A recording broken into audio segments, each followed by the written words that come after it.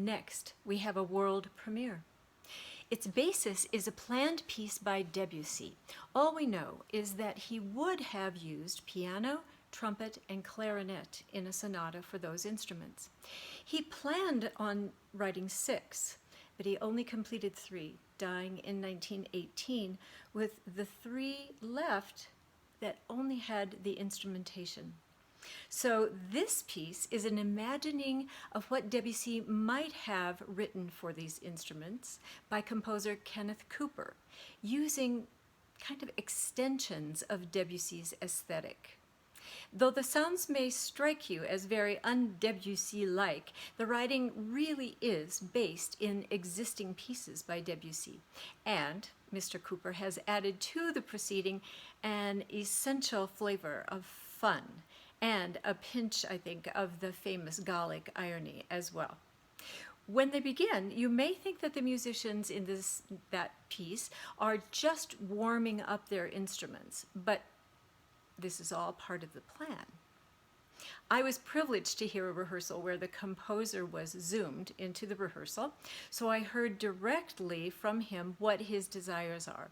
That the 3 movements are, to quote him, 3 little comedy scenes, constructed and acted out by 3 kids playing in a room.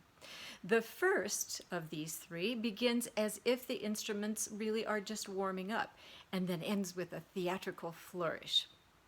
Encouraged by the composer to go for laughs, all of our musicians are trying very hard to move into the comic vein here.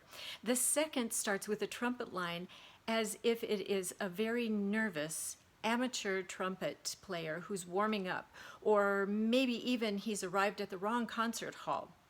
So we are asking our musicians to act with their instruments as well as play brilliantly. And truly, all of these influences really do exist in the music of Debussy. You can think of the composer's piece, Gollywog's Cakewalk, and you'll get the vibe. The last one, it makes me think maybe of, well, the composer says it should be played as if it's a cabaret act.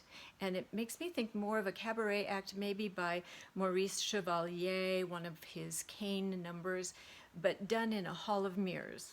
So you see, it's very much fun, intended to be fun, and yet don't be fooled. The writing for the instrumentalists is very, very tricky and very daunting, and they're going to be acting with their instruments as well.